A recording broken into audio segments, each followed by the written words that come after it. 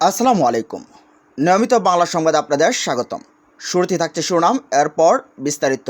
জাতীয় পার্টিকে প্রধান বিরোধী দল হিসেবে দেখতে চায় ভারত।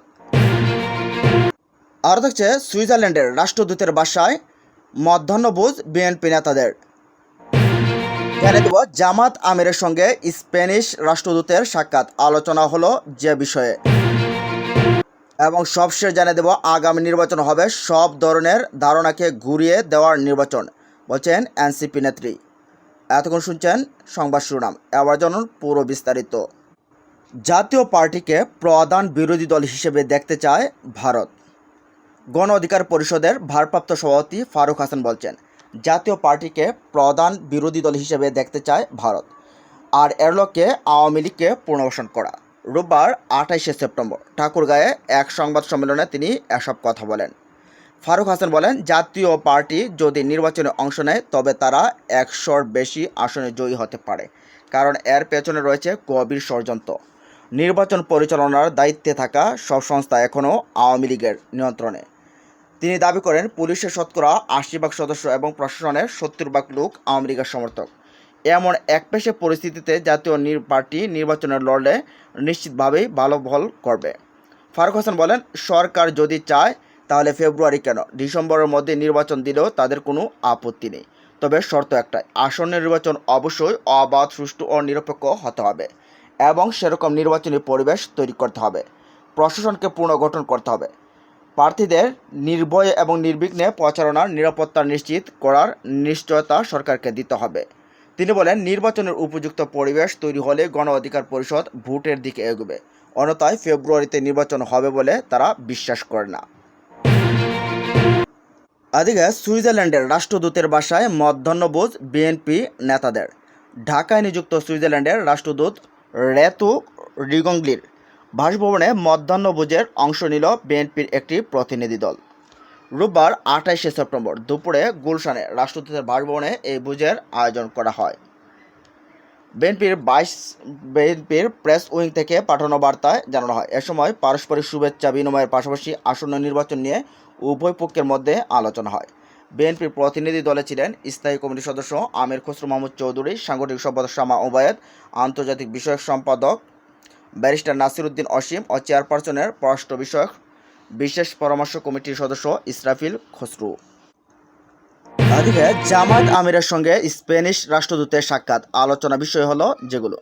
জামাত আমির ডাক্তার শফিকুর রহমানের সঙ্গে সাক্ষাৎ করেছেন বাংলাদেশে নিযুক্ত স্পেনের রাষ্ট্রদূত গ্যাব্রিয়েল সিস্তিগায়া ওচোয়া দে চিনচেত্রো।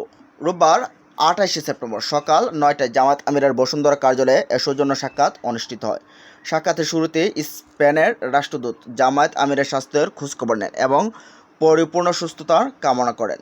বৈঠকে তারা বাংলাদেশি বিরাজমান সার্বিক পরিস্থিতি, বাংলাদেশ ও স্পেনের দ্বিপক্ষীয় সম্পর্ক ও বিনিয়োগ এবং আন্তর্জাতিক বিনিয়োগ সহ স্বার্থ সংশ্লিষ্ট বিষয় নিয়ে আলোচনা হয়। ভবিষ্যতে বাংলাদেশের প্রতি স্পেনের দৃঢ় সমর্থন থাকবে। একই সঙ্গে ভবিষ্যতে বাংলাদেশের স্পেনের বিনিয়োগ আরও বাড়বে বলেও আশাবাদ ব্যক্ত করেন। আলোচনা চলাকালে জামায়াত ইসলামের পক্ষ থেকে উপস্থিত ছিলেন সংগঠনের সেক্রেটারি জেনারেল ও সাবেক এমপি অধ্যাপক মিয়া গোলাম পরোয়ার, ঢাকা মহানগর উত্তর জামায়াতের মেডিকেল থানার আমির ডাক্তার এস.এম. খলিলুজ্জামান এবং আমিরে জামায়াতের পররাষ্ট্র বিষয়ক উপদেষ্টা প্রফেসর ডক্টর মাহমুদুল হাসান। এদিকে আগামী নির্বাচন হবে সব ধরনের ধারণাকে ঘুরিয়ে দেওয়ার নির্বাচন। জাতীয় নির্বাচন নিয়ে বিভিন্ন জরিপে বিষয়ে জাতীয় নাগরিক পার্টি এনসিপির যুগ্ম আহ্বায়ক সামান্তা শারমিন বলছেন, আমরা যে পরিসংখ্যান দেখছি এটি গুরুত্বপূর্ণ হবে না। সামনে নির্বাচন হবে সব ধরনের ধারণাকে ঘুরিয়ে দেওয়ার নির্বাচন। তিনি বলেন, এবারে নির্বাচন হবে সব ধরনের সমীকরণকে ঘুরিয়ে দেওয়ার নির্বাচন। সামনে নির্বাচন কেন্দ্র করে বিভিন্ন ধরনের এনজিও প্ল্যাটফর্ম নিজেদের মতো করে পোল ঠিক করেছেন যে নির্বাচনকে কে জিতবে।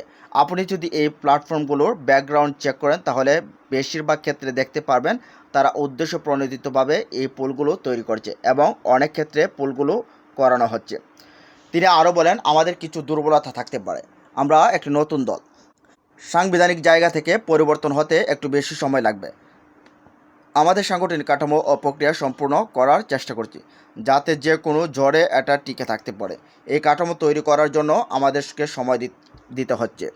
এনসিপির এই নেত্রী বলেন, আমরা যে পরিসংখ্যান দেখছি এটি গুরুত্বপূর্ণ হবে না সামনে নির্বাচনে হবে সব ধরনের ধারণাকে ঘুরিয়ে দেওয়ার নির্বাচন। সামান্তা শারমিন বলেন, এই নির্বাচনটা প্রথমত ষড়যন্ত্রমূলক।